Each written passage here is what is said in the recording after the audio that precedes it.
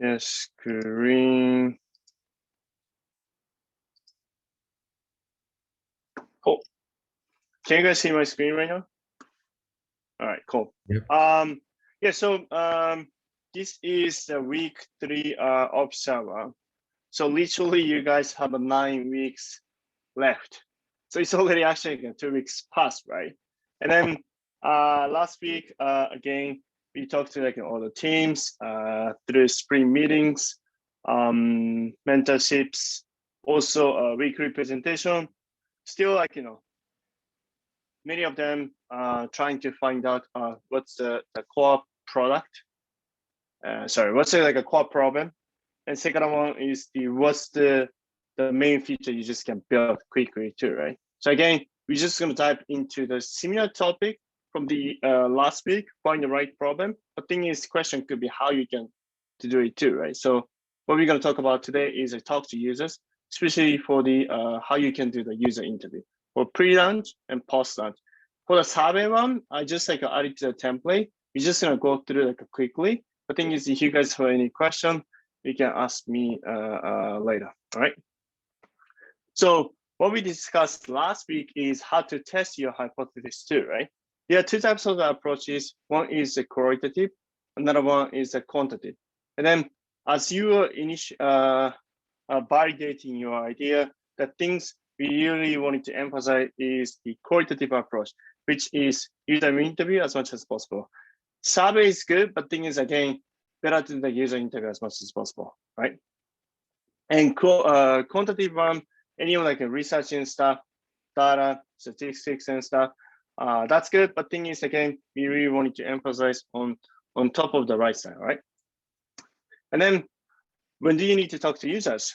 There are 3 phases of your journeys, especially for the early stage startups. One is the pre-launch of the MVP. Second one is the post-launch of MVP. And last one is the pre-product market fit. Because after the pre-product market fit, your company is going to move to a growth stage of the company. In that case, you're just going to spend tons of money to grow the company as fast as possible, right? So we're just going to talk about only 3 phases of your companies, right?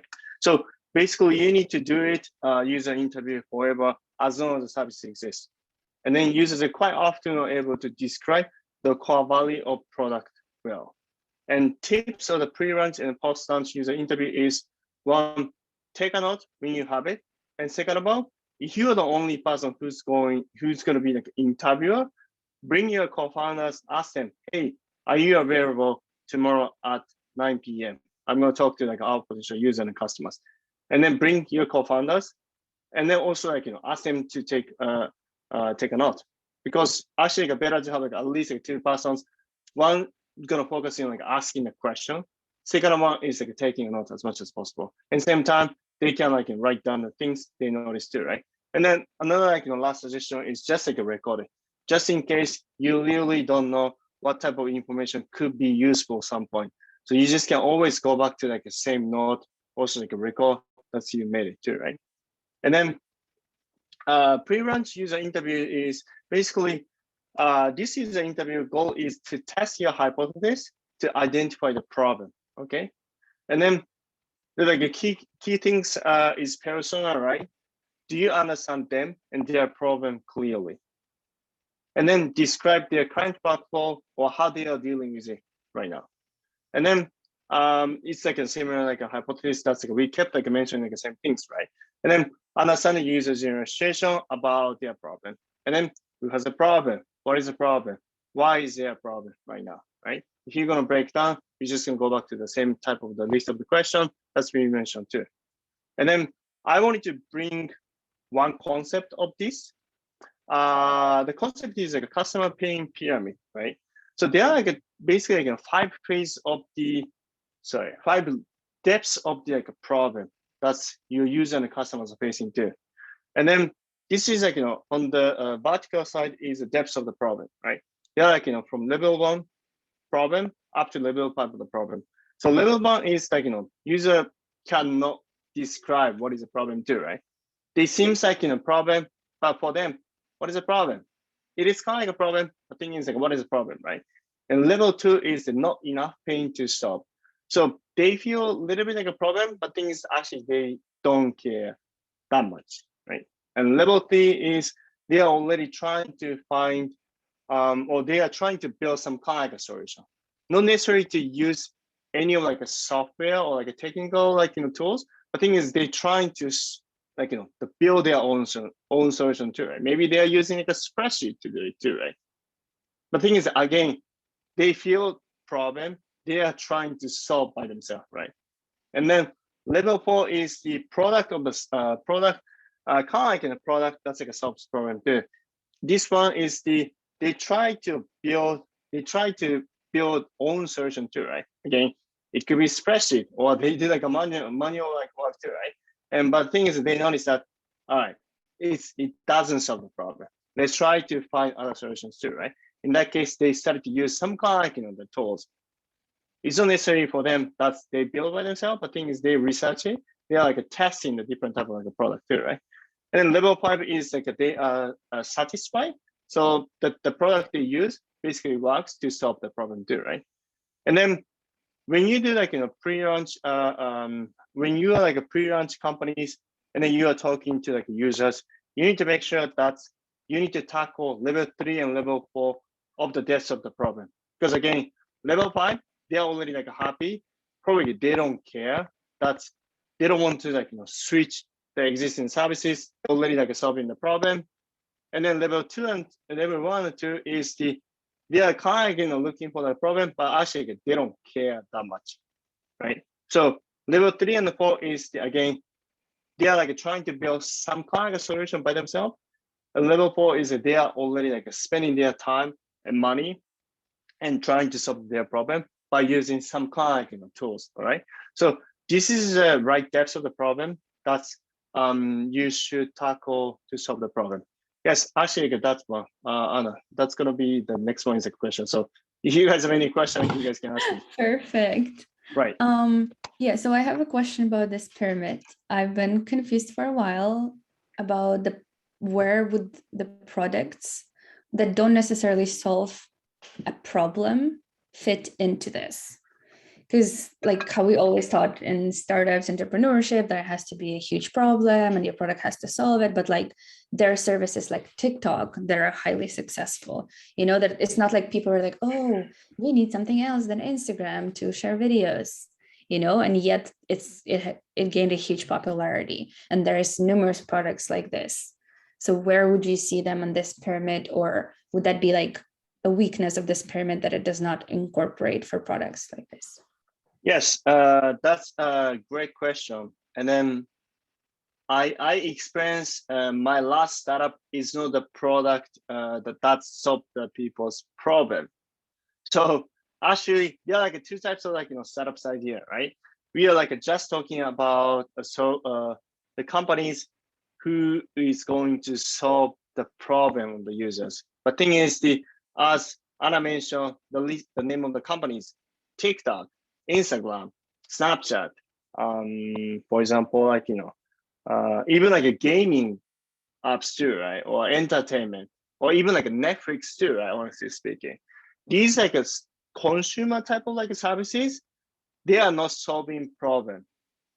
And so in that case, actually, you cannot do like this like a problem type of like approach, right? Problem solution type of like approach. So that's like it's a different type of like a businesses, and you cannot compare. So the things like Anna mentioned is like it's very like a good question. So if you are building a consumer type of like a services, right?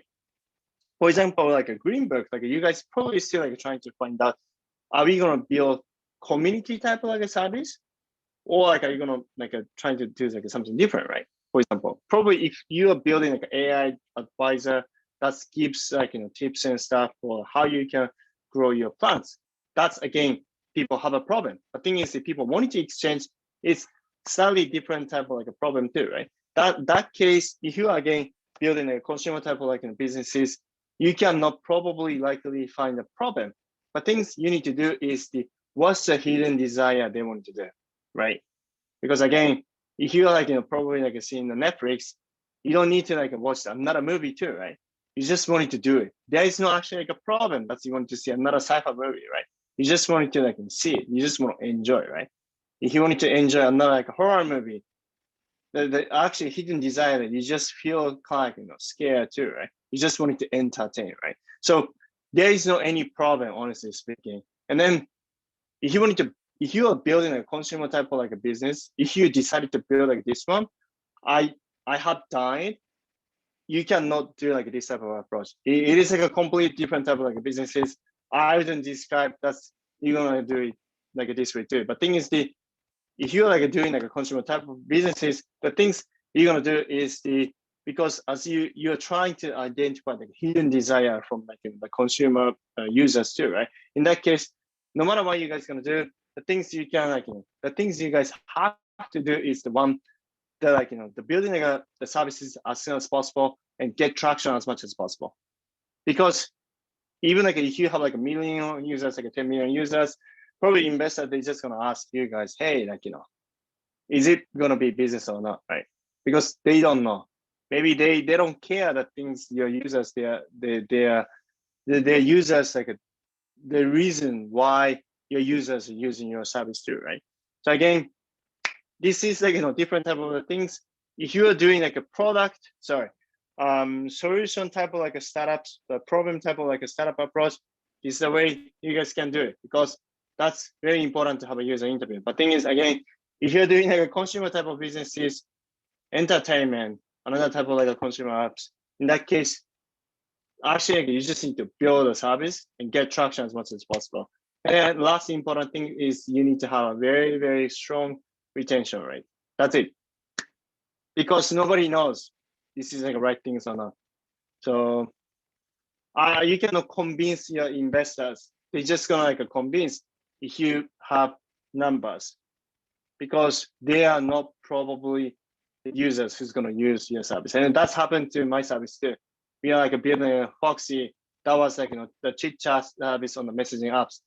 Our investors they don't use it because our like demographic was like 10 to like 20 years old. They're very young, and then it's kind of like a spread to like different countries, and then people like the chatting from developing countries, also developed country, because a bunch of like people from like Southeast Asia, or like even like Africa, they wanted to like travel to other countries. But thing is, they do not have a budget too, right? But thing is, they wanted to chat with other people and they exchange like a culture, and they just wanted to like kind of like socialize by chatting with other people. But thing is, like when we pitch it to investors, like investors say, we don't know like if people wanted to do it. But thing is, like yes, we haven't thought about it, but thing is, in the end, service like grow that way. But that's why we do have this like attraction. Users, people using like twice or three times like a daily session. Like daily session length is like 6 minutes. Like this is a number of like times they chat with other users, and then this is the type of like feedback we are getting. And this is a list of like the users that we have already talked to too, right? So any of the things you're gonna do it for like building consumer businesses, you just need to build traction and retention, and then before that, you just need to build the service as soon as possible, right? But that's different type of business. Especially as we are doing more like AI type of like approach, usually like deep tech, it is very important to implement the technology to solve the real problem. That's why we are designing our program and lectures to identify what is the problem, who's going to be like a persona, and how you can solve by using the new technology too, right? Because otherwise, especially like a deep tech like companies, it's going to be like a much more harder than rest of like a startups or like the consumer type of like a startups. Deep tech companies are very, very difficult to implement their solution as a technology into the real market. That's why we are doing this type of like product problem solution fit type of like the approach right now. Does it answer your question? Yeah, I mean, you did distinguish that there's different types of problems, and then that one does not fit in within the pyramid. And then from my understanding, the advice, if our product is more, for example, an entertainment business to some extent, then there's not necessarily like this huge strategy of like, we have to identify the problem, blah, blah, blah. Like, it's more of like, we throw a spaghetti at the wall and see what sticks. Like, we try to build services by identifying people's hidden desires and then see whether they work or not. That's right. Yeah, that's like 100% true. And then also like please be careful when you talk to mentors, for example. It's including like me, because who hasn't done the consumer type of like businesses, it is very difficult for them to understand how you can build a consumer businesses. It's different type of like in the skill, different type of like experiences. It's not like which one is worse and which one is better, just like a different. Because people ask you, what is the problem, right? Actually, there is not any problem. Why we need to have another, like, the gaming company? We don't have to, right? People just want to entertain more. But the thing is, like, to be clear, are they people are satisfied and are they like entertained enough at this moment? Probably actually yes, right? But the thing is, they just wanted to do it because it's kind of like eternal desire, right? But that's why it is very difficult to articulate what's the problem for like a consumer businesses, and then it doesn't work, and then we knew it, and then our investor asked us, my company, our like investor asked us so many like this like a problem, like a question, who has a problem, what is the problem? The thing is, we don't know. There is no any problem, seriously. And we spend like basically like 6 months to update every week the same things to our investors, but thing is they haven't understand, because the thing is they haven't done it. So that's like again back to like another topic, asking the right question to right people, because again this is very important to get the proper advice from these like somebody who has the experience. The thing is, if you're building again the consumer businesses, you need to build you need to like find out what's the hidden desire for the consumer side, right? Yeah, cool. All right, let's gonna move to like the next things. Actually, we do have like a lot of topics today. And then next one is a post-launch user interview. And then in that case, the main thing is you need to test your hypothesis to identify how your product works for users or not, right? And then this one is the moment that's utility of the product usually clicks for the users, right? This is the one you like test it. You already have like user interviews, you build your MVP, and then upload it to like the users. Hey, we built it. Can we have like can we get the feedback from you, right? In that case, you're gonna have a user interview, a post-launch user interview too, right? And then when users really get the core value of the product, your product too, right? And then why your product is a must-have product, and then the aha moment turns early adopter into power users and the evangelists. Probably that's kind of like what's like mentioned too, right? That's like your potential user and customers. Once they like it, they're gonna like start to spread the stuff too, right? So the core value of the product is basically like when users use your product, they really feel this is awesome. This works to solve my problem, right? But that's why like it's called like aha moment of the users. Basically, you can describe it. What's the core value of your product, right? And then basically like it is like the same like the goal. But thing is, identify the aha moment. It can be quite tricky to identify the aha moment. And then Seeker truly fans of mining users' data and feedback as much as possible. And then search for any similarity in the ways these people use the product, for hints about what value they get from your product, and that lets enthusiast users perhaps are not. So like basically it is very difficult to ask them what's the aha moment for you. But thing is, as long as if you get feedback from users, that could be the kind of like a hint that you can describe your aha moment of like your service too, right? And then user cannot tell directly to you, but thing is the feedback and other things can be the basically like a pile of the information. You can like think about it, and then you can describe the aha moment based on the core value of your service, right? And then the core value is what is the core value of the product and to which customer and why. That's the, again, it is like a similar things like, who has a problem, why is that problem, why is that problem too, right? But thing is once you launch the product and the core value is going to be the value of your product, that's for your potential persona customers, and you can describe it, what is the core value of the product, and then to which customer, that's basically extension of your persona, and why this one works for them too, right? So it's kind of like, same like, phrase of the question. The thing is that you just like rephrase it after like a post-launch product, right? And then I wanted to bring another theory. Basically, like, are you building a vitamin or painkiller? Maybe you guys have heard like this one before, but thing is, right? Vitamin is basically like a supplement. Nobody's gonna take only for vitamin without eating food or drinking, right? People want to get extra supplement by taking a vitamin too, right? And then actually, you don't feel this one works or not. You don't notice, right? It could be like a placebo. The thing is, you really don't know. I'm taking like a vitamin C. My skin is better or not. Actually, I don't know. But thing is, I feel slightly better, right? However, another concept is a painkiller. When you have a headache, you really want to like remove this like a pain from your head, right? In that case, probably you take a painkiller. If so, you really feel your pain is gone, right? That's like a different type of things. Your solution is like a vitamin type of like a product, or like your solution is a painkiller. Again, this is kind of like a similar things, but thing is, are you tackling the right problem that users really care about?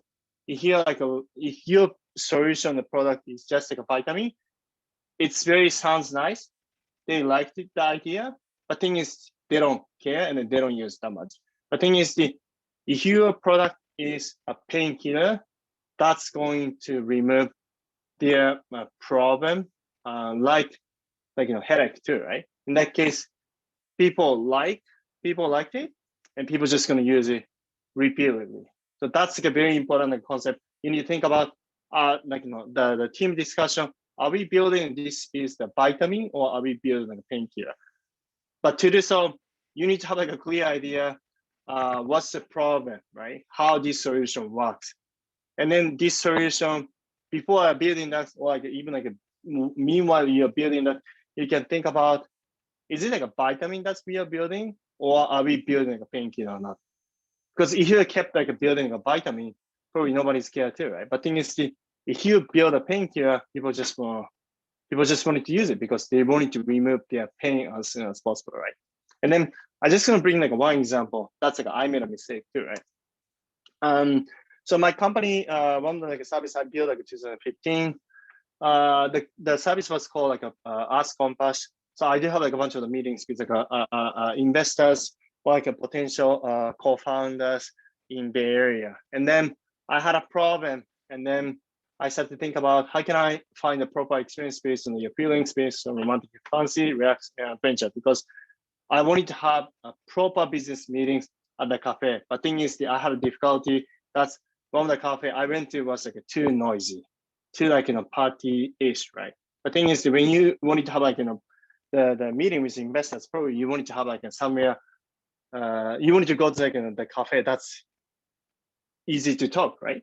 And then I had a problem.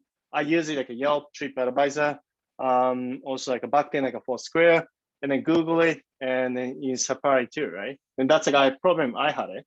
And then solution I thought this may work is like basically location based on like a search engine, and then like a user's emotion too. Like a user can like type it like in a cozy place. I wanted to go like I feel like a cozy. In that case, I can get the list of like a solution too, right? That's why I thought this is gonna be like a solution. And then product is basically feeding like a search engine. You just can turn on the location data. That's how I built it too, right? And then in the end, like we couldn't like launch it. We tested, we designed the stuff, and then we designed like UI and UX, and then we talked like a potential like bunch of the user and stuff. But thing is, I noticed like actually like, people don't really use it. And then another problem was that we couldn't build the data set, right? But thing is like, if you are users, you are investors again, do you think this is a painkiller, or do you think this is a vitamin type of like stuff? What do you think, you guys?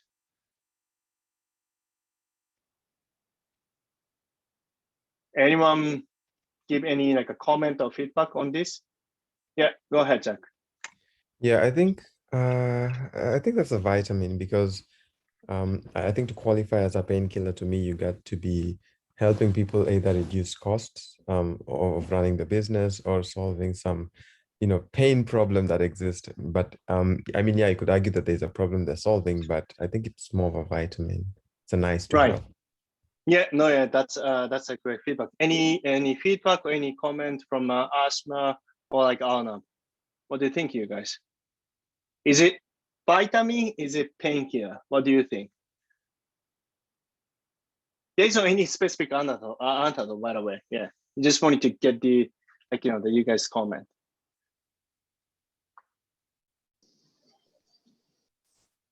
Do you want to go ahead? Yeah, go ahead. Sure. So I think the products, for example, like the feeling search engine is obviously like not solving anyone's huge problem. And I guess that would be more like a vitamin. And then I have like, I'm actually a little bit confused about the on-demand local information. And the reason for that, we can say that it's solving a specific pain point. But then the question is, wouldn't be the user able to solve this problem, but using like an alternative method? So for example, just like quick search in Google. And then in that case, the only value add of the on-demand local information is that it's more convenient within one app.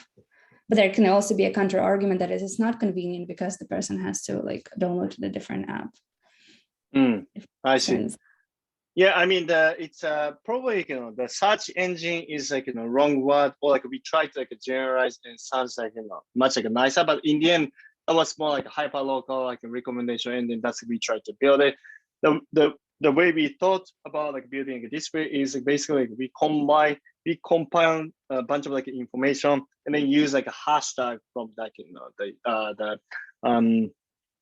Instagram and then like Yelp, even like the feedback from like a Google Maps too, right? And then like makes it more kind of the searchable like the information format, and people just can try to get the recommendation engine about the local restaurant, bar and cafe and stuff. That's like we try to do it, but thing is in the end it's kind of like I agree, and then it's still kind of a little bit big, and then this was like a very like a vitamin things we tried to build.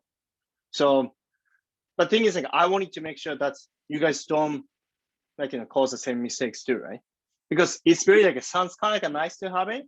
The thing is in the end, if people really need to do it, like people just can use like Instagram or like Yelp and stuff too, right? But thing is we thought about changing the UI and the UX and the format. This could be useful to solve the problem by finding the local information, right? Can I just add something? Right. See, like that's what I feel is the confusing part about this like vitamin or painkiller problem or like a nice thing to have. So you could say just like, oh, people could probably find feedback about restaurants, for example, on Google reviews. Like I always do that. But then there's this huge platform called Yelp, right? That just like puts the information together that is an alternative to Google reviews, which probably like, I don't know what came first, but like the idea is that there's always services that are like added that are just nice to have, and they are quite successful. So that's where like it gets confusing for us to understand. Like it seems like it's actually fine, and the real world responds positively to services that are not addressing like a very specific problem. Yeah, but the thing is like it's I agree, but thing is in that case, right? I mean the Yelp, even like a Yelp as a public company, they like a struggle. But thing is I think as I am like a business person, if I can build a size of like the business that's Yelp built, I think that's considered as like a successful like a company. I'm not sure like a performance as a public company, is it better than Google search? Is it like better than Google Map? That's like the question mark. But thing is, I think that's like the successful like companies, right? But thing is in that case, like because the back then, yeah, it's let's say like my comment on that one could be if you're building a very similar like service as a Yelp right now, probably people just gonna like tell you that's like Yelp already exists, and then Google Maps is another like a review site. Like why you need to have another review site too, right? But thing is like back then that was very like a new concept, and the people really didn't figure out like this one people really need it or not. And then as there was like a consumer business, they like kept like building that one too, right? And then they built like the very like a large amount of like audience and the customers too, right? So that's like even like the Yelp's approach at the beginning. Actually, I don't know the like origin of the Yelp, so like the entire story. How I think Jamie, right, the one the paper mafia, he built like a Yelp. But thing is I would like describe like the Yelp like if you back then like probably if you pitch the problem of the so if you pitch the problem that's Yelp try to solve it, probably like a majority of like investor they say like we are not sure like if user really wanted to have it or not. In that case, probably like a post scan stuff or like a location based like a restaurant recommendation engine. That's what's very popular like back then. So people are not sure like people really want to build a review. Are you sure? That's kind of like an impression I received when Yelp tried to build a service, but things in the end they build like a tons of like a volume too, right? So that's kind of like a more like the comment that's like I don't know you made it before. It's more like a type of like a consumer type of like a businesses. Let's say I feel that. The thing is, this is very like difficult to judge. Is it like a vitamin or are you building like a painkiller too? So that's why even like among the teams, you guys need to like to have it's not necessary to argue, but thing is like more like to have like a deep discussion too, right? That's why you need to have the like because even like there are like 30 people at the green books like today, but thing is each like members have like a slightly different like a view of the like a problem, slightly different view of the like solution or like a product too, right? In that case, basically as the more you guys can discuss like a deeper, the type of like a product that's you guys gonna build is gonna be like a much simpler and then much more like a beneficial for users too, right? That's one thing I can suggest to you guys too, right? Cool. And then pre-product market fit, and then how you guys can test it. Again, like sorry, it's the same goal. We already like discussed the pre-launch and post-launch user interviews, and then how you're gonna like make sure to find out the pre-product market fit type of like the companies. And then rest of the things we're gonna talk about is how you can do the must-have survey, measuring digitation, customer support, and how you can get the feedback from users too, right? This one is more like a pre-product market fit. So I'm going to explain quickly because I don't think this is very important for you guys right now to do it. But thing is, you guys can always go back to this one, how we can make like a survey, how we can make sure if we like can achieve like a product market fit or not. Because like as it is like a pre-product market fit, that's like a company is like trying to find out, are we achieve to have a product market fit solution or like a service or not, right?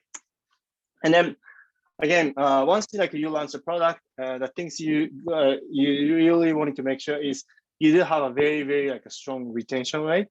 And the second like measure to assess whether or not you have achieved must-have status. Must-have status means like you already achieved the product market fit, right? And then retention rate equal number of the users who continue to use your product over a given time. It's not just once. It's not just like twice. It's just gonna keep coming back to your like a product and just like using.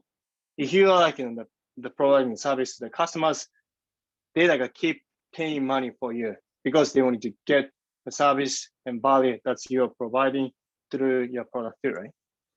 And especially again, the consumer businesses, if you're building a consumer businesses, a retention rate is very important. Rest of stuff, actually, you don't need to worry about anything. You just need to think about what's the retention rate of the users too, right? And then question could be how to measure, right? And retention rate equal the percentage of the users who continue to use or pay for your product, generally tracked on month to month, right? And to evaluate stability, frequently track the number of the users who churn, usually on a weekly or monthly basis. Means if you want to like make sure that's you want to like check how weekly base, how often they are using. Week 1, week 2, week 3, week 4, right? And then if like they kept like all the past week, that's gonna be like a move to like a month over retention too, right? If you launched a product 3 months ago, what's the month over retention do, right? If they kept use even like once a month, in that case, let's say like 100 people like download the service like 3 months ago, 100 of them they use your product every month, right? Even like just once a month. In that case, monthly retention MAU is 100%, like month over month, right? Like a 3 month period, right? The thing is, if you want like a deep dive, like breakdown, like weekly base, it doesn't mean they use like 100% weekly week, right? Because like some of them they use like once a week, some of them they use once for every 2 weeks, some of them they use once or twice a month. In that case, even though monthly active users are quite high, the thing is if you like break down into like weekly active users, that's gonna be low. And then you don't need to worry about like this one. We have like another session to talk about like these like key metrics because it's a lot of things that we need to cover it. But things is just gonna like tap into like these like topics quickly, okay? And then another one is the whom to survey. My suggestion is like trying to get at least like 100 like a response for the first must-have survey. I'm gonna explain like what's the must-have like a survey. And then if not enough user space, rely on the user interviews. Means if you cannot reach out to like 100 people right now, even like a pre like a launch or post launch, any of the stages you guys right now, the things you guys should do is actually literally you need to do is user interview as much as possible, because that's the information you can get much higher quality of the information than the survey. Survey is just like a piece of information. It's just going to give to you, right? It doesn't give you like entire information. That's why if you cannot do like 100 like responses right now, you should really do like a user interview, right? And then basically, like a must-have is like a target active users who are much more familiar with the product or services. Means they already use your product, and then you want to get the feedback from them too, right? And then we often have much more specific and the details like a response. It's not like how was the experience, right? It probably they say good or bad. It was fine. It doesn't tell anything, right? So if you wanted to make sure if you achieve the product market fit by using the must-have survey, that's you need to specify the list of questions. I'm gonna give you like a template of the question after this. And then another concept is probably you guys have done like a net promoter score. You can like basically like check the net promoter score. It's like it's like NLPS. That's like a stand for like net promoter score. And then that's gonna measure the customer's experience and then predict the business growth too, right? From like a 0 to like a 10, 9 to 10 is a promoters, and 7 to 8 the passive. 0 to 6 is like a detractors. Yeah, detractors. Basically, they are not unhappy of the customers. But thing is, the net promoter score is good. But thing is, based on my experience, must-have survey is better because they give you like a much more information. So like a net promoter score is you can probably add it to the part of like a page. Hey, we have like 9 or like 8.9 type of like a net promoter score. The thing is it just gives you the like a score, but it doesn't give you enough information to right? And then talking about the must-have like a product survey, I'm gonna share the link. Have you ever heard the Superhuman? It's like a fast email experience. So must-have a survey. Okay, yeah, Jack like doesn't know. All right, I'm gonna share the link to you guys too. Basically, must-have a survey is made by Sean Ellis. Sean Ellis is one of the most famous growth hacker in the world. He was part of the growth team of Dropbox. He's the one he implemented. Hey, instead of like we are paying like tons of money for the Google Ads, how about we gonna pay to users, right? and then user basically spread the word about Dropbox, and then they are going to incentivize by onboarding new users, right? Because like probably like, I'm not sure if you guys remember like a Dropbox or not. The thing is the beginning was like, hey, if you wanted to like get the more space, just invite your friends, and then access to your contact information, and then basically you just like blast the email to your friends and family, and then anyone who sign up, I can get extra like a storage from the Dropbox, right?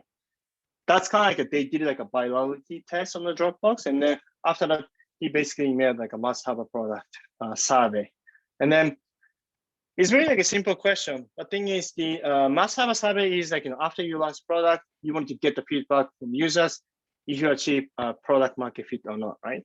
And then key questions are: one, how disappointed would you be if this product no longer exists tomorrow, right? If I am like using like a Greenbook, and then Greenbook asks you cannot use like a Greenbook tomorrow, how you feel, right? And then answer could be like very disappointed, somewhat disappointed, not disappointed, and I no longer like a user, right? Just receive like a 4 simple answers, right? And then if you have, if you send it to like 100 like active users, and then 40 of them, they say, I'm gonna be very, very disappointed if I cannot use a Greenbook tomorrow. In that case, basically you already achieve a product market fit actually. And then this like show the sufficient must-have status. So it means your product that's you built for like this like 40 users out of like 100, for them it is like a must-have product. And then it gives you like a green light to move full speed ahead, gunning for the growth. Means you guys can move to like a growth kind of like a phase of like a companies too, right? However, if you have like a less than a 40, means focusing on determining why the product isn't getting a better response, and then you need to send it to like additional must-have a survey. That's we do have like a template, right? And then you hear kind of like between like a 25 to like a 40, it's like a same to like under 40, tweaks the product needed, right? Means like probably your product is actually not good enough. You send it to 100 survey, and then even like 25 or 40 people, they say, I'm gonna be very disappointed. The rest of like a majority, they actually don't care that much, right? Means you need to tweak your product, and then tweak to the language and users describe the product and then how to use it. Means you are solving somebody's problem, like some audience, but thing is, it doesn't mean you are achieving like product market fit. Yes, Anna, you can ask the question. Yeah, so I'm wondering, I guess like what you just mentioned about like having this solution for a different audience. So for example, if we're creating a social network app for plant enthusiasts, and then we survey like people that are 50 years old, like it's not like we're making a mistake that this app will not be needed by anyone, but it's just like we are including the wrong target audience in our surveys.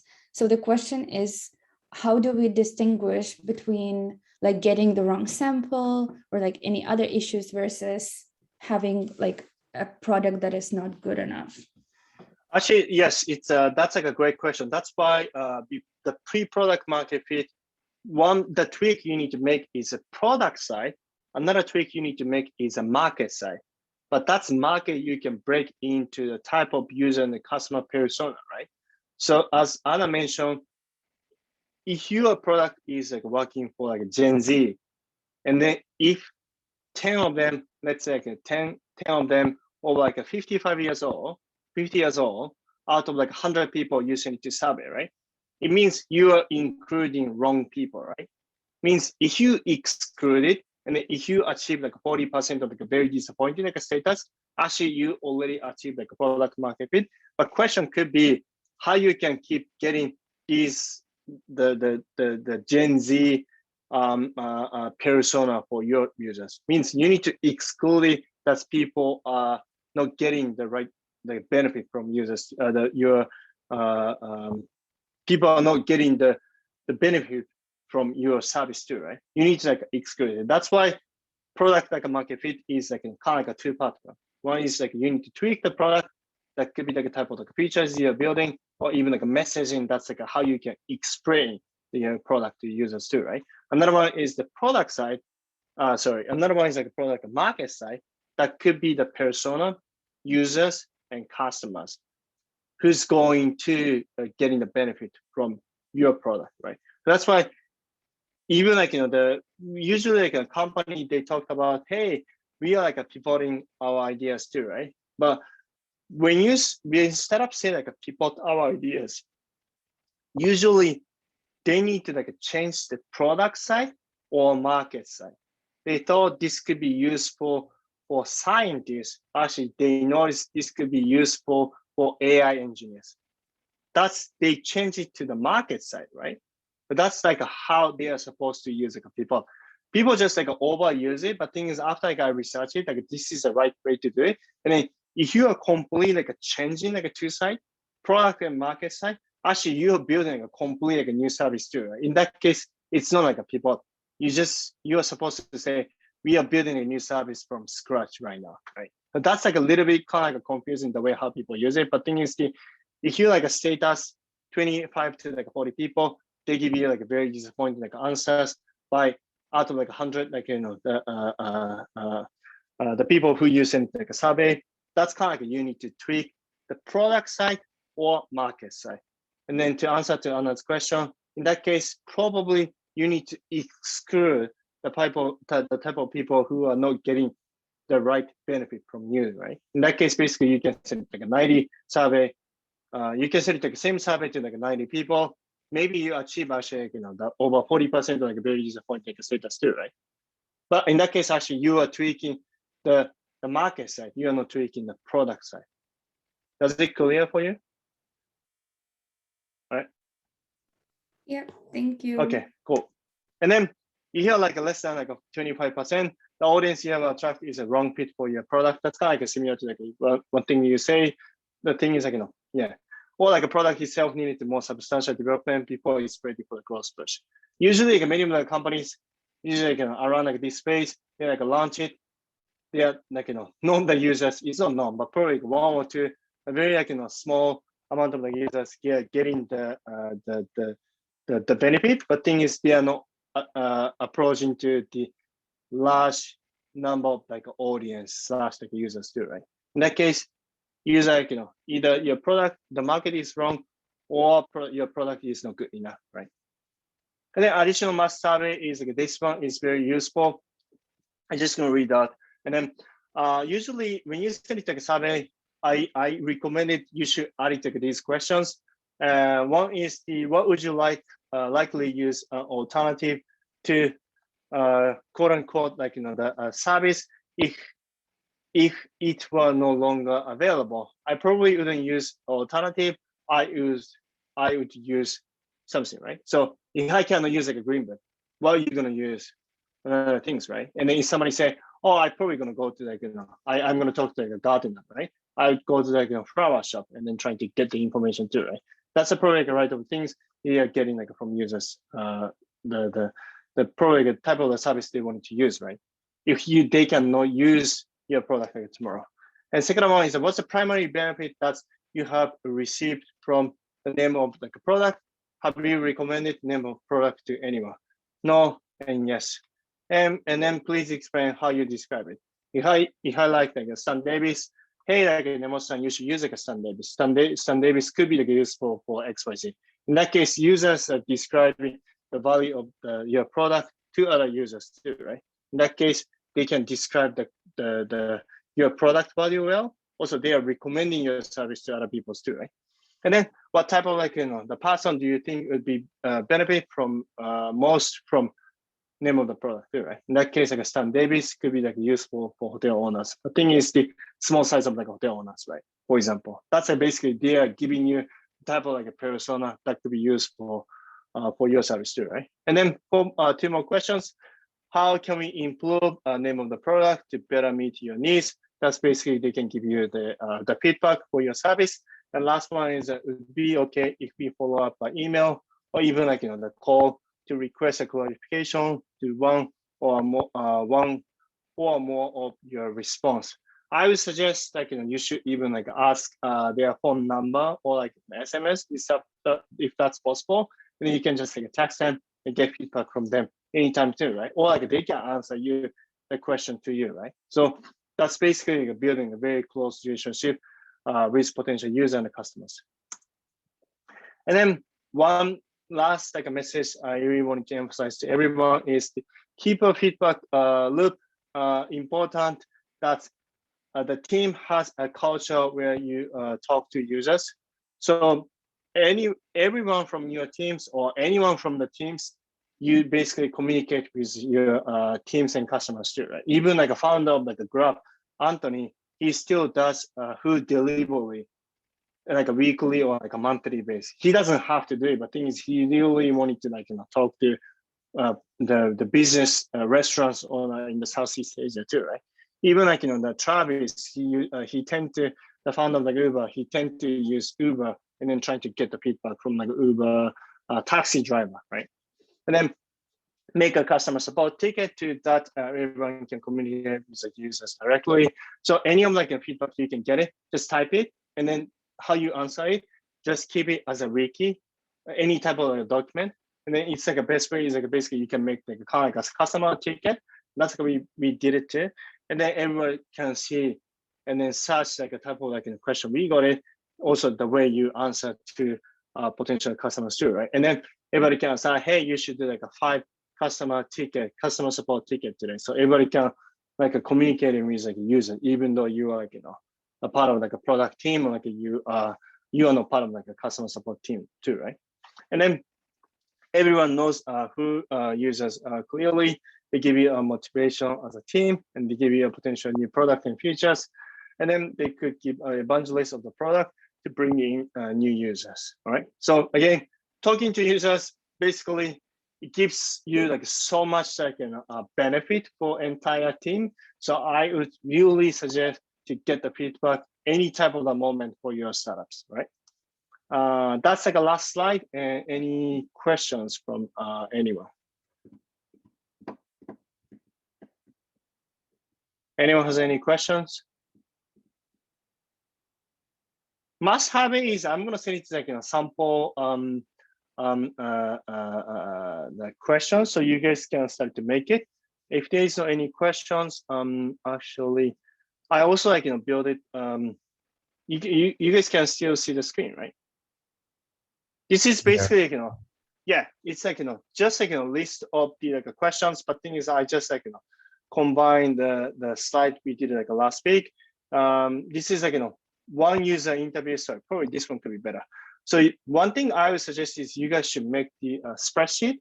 This is a name, email, phone number, age, location, status, occupation, interview, etc., etc. This one could be changed. Depends on like a type of the service you're building, right? And then interview note. This one could be the list of the question, and then you can add it to the link of like this question list, and then basically add it on the like a spreadsheet too, right? In that case, some point, if you have done like 10 user interviews, I'm gonna move to another one. You have like a 10 potential like users here, right? And this one could be basically your potential like user and customer that you can reach out to like anytime, and you can communicate with like anytime.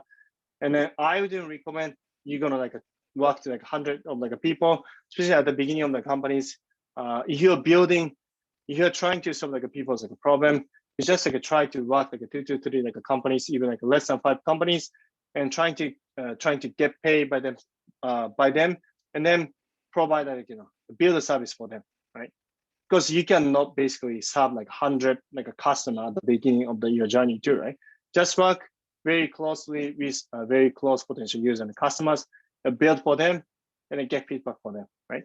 And this one is again 2 types of like information. One is general information. That's you guys can change it. Another one is what is the problem, who has a problem, right? And why is the problem right now? And then you guys can like break down the question based on the service you guys are building right now. That's like probably you guys should start to do it probably like soon, anytime soon, right? Any question you guys have it? You will share this document with us, right? Yes, I will share with you guys later. Thank you. Asma, do you have any question? Is all good? No, I think that's pretty clear. I think that Oh. is very useful. So we'll like to. Okay. Cool. Sounds good. Jack, Lizard, do you guys have any questions? Yeah, I do have a question. I wanted to know how do we go about selecting our users for user interview, or should we just have a random group to have different perspectives? Yeah, it's a great question. At the beginning, if you haven't done any of the user interview, just like try even like a 5 or like a 10 people too, right? And then like at some point you start to feel it. Oh, these users could be the right one. In that case, trying to it's kind of like a funnel too, right?